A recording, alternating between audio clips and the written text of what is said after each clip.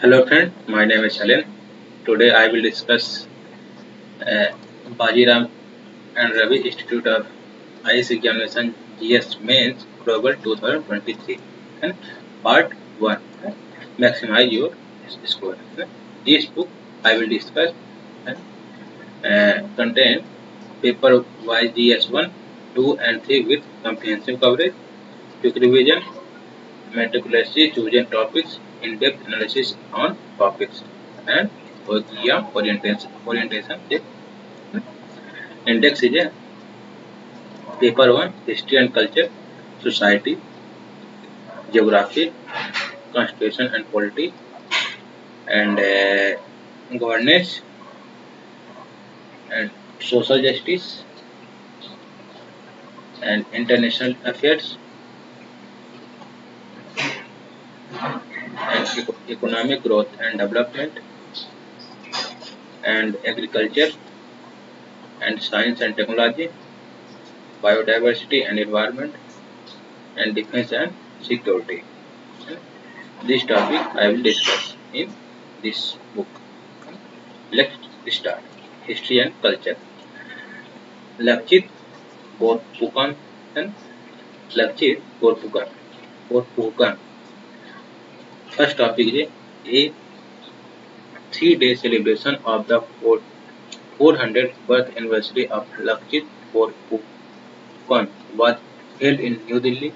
Through the celebration, the Assam government in Push 21 Ing for his national recognition as a hero along the lines of Shivaji and as an important counter to the Mughals. Born in 1622, Lakshit Borphukan is best known for leading the Ahom troop which fought and defeated advancing Mughal troops at the Battle of Saraighat on the outskirts of Guwahati in 1671. The Battle of Saraighat was a naval battle fought between the Mughal empires led by the Kachawa, Kachawa and Raja Ram Singh and I Home and the Home Kingdom led by Lakshit Borphukan. Although Baker the Home Army defeated the Mughal army by guerrilla tactics, psychological warfare, military intelligence, and by exploiting the weakness of Mughal navies. Borphukan is also considered as the inspiration behind the strengthening Indian naval force and revitalizing inland water transport and creating infrastructure associated with it. Since 1999, the Lakshit Borphukan Gold Medal is awarded to the best cadet from the National Defence Academy. Home Next is Home Kingdom. The Home Kingdom rules large part of what is now known as Assam for nearly 600 years. From the early 13th century to the early 19th century, it was prosperous multi-ethnic kingdom which spread across the upper and lower reaches of the Brahmaputra Valley, surviving on rice cultivation in its fertile land. The Huns engaged in a series of conflicts with the Mughals from 1615 and 1682, starting from the region of Jahangir till the region of Aurangzeb. Next is Hyderabad State Liberalization Bill. The Center has decided to mark Hyderabad State Liberalization Day on 17th September. In fact, the 75th anniversary of the event will be marked as a year-long event till September 17, 2023. Story of liberalization civilization. At the time of India independence, British India was a mix of independent kingdom and provinces that were given the option of joining India, Pakistan, or remaining independent. However, by 1948, almost all had access to either India or Pakistan. One major exception was that of the wealthiest and most powerful principality, Hyderabad. Mir Osman Ali Khan, the ruler of Hyderabad, chose independence and hoped to maintain his own army. In November 1947, Hyderabad signed a standstill agreement with the Indian government, declaring a status quo.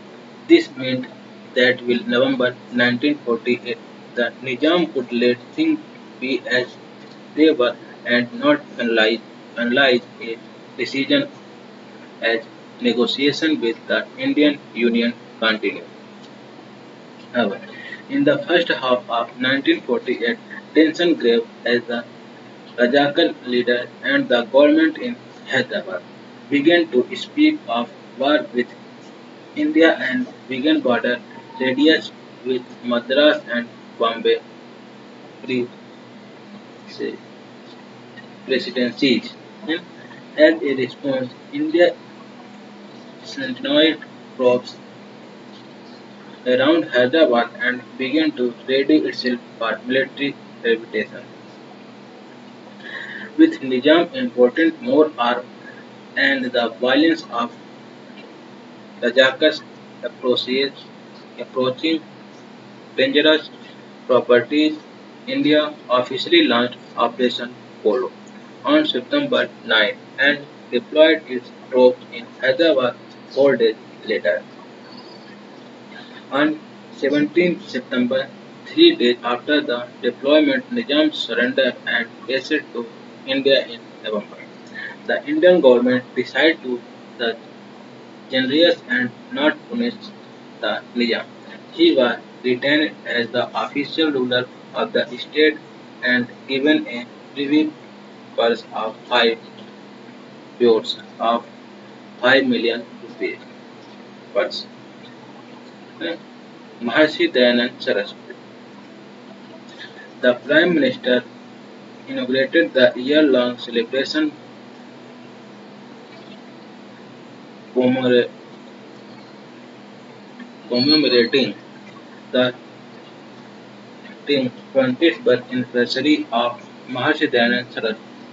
Born on 12th February 1984, Maharshi Dayanand Saraswati was one of the most influential figures of 19th century India. Arya Samaj and Vedic school. A major part of his mission was to address the fragmented nature of Hindu society. According to him, the Brahmas was primarily to blame for atheists. They had corrupted on Sanatan Dharma in order to maintain and grow their own status and influence in society. By depriving the layman of Vedic knowledge, they were successful in reforming reforming Hindu religion into something it was not. His book Satyasth Prakash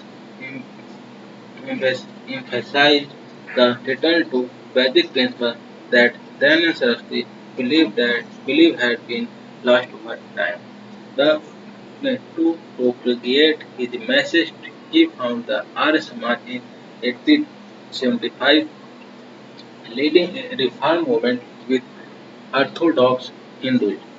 Arya Samaj was monotheistic Hindu order that rejected over ecclesiastic tradition and social dogmas of Orthodox Hindus and promoted a united Hindu society on the basis of Vedic teaching.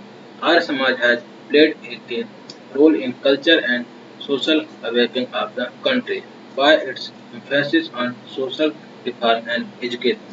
Even before the establishment of the Arya Samaj, Dayanand Saraswati had founded multiple Vedic schools, model and missionary schools that was increasingly, increasingly popular among Indians. These Gurukul provide an Indian alternative based on principle of the Ved. For then Saraswati, this was crucial to break the monopoly of Brahmas on Vedic knowledge. Then in philosophy, then Saraswati reset respect for other human beings supported by the Vedic nation of the divine nature of the individual. Crucial among his 10 founding principles of Arya Samaj in the idea that all activities must be done for the benefit of humankind as a whole rather than individual or even ideal and religious symbol. While Dayanand did not fully oppose the institution of caste itself, it advocated for significant reform within it. Citing the Vedas and citing the Vedas, he claimed that caste is not supposed to be hereditary, but rather on the basis of an individual talent. Furthermore, he was against the practice of untouchability, which is believed was an outcome of centuries of Brahmin, Brahmin called demonetization,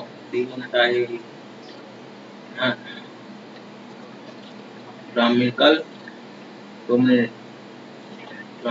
Domination. And crucially, he advocated basic education for all cost. His views on women were also against the orthodox Hindu thinking at the time. He campaigned for the education of women as well as against regressive practice such as child marriage.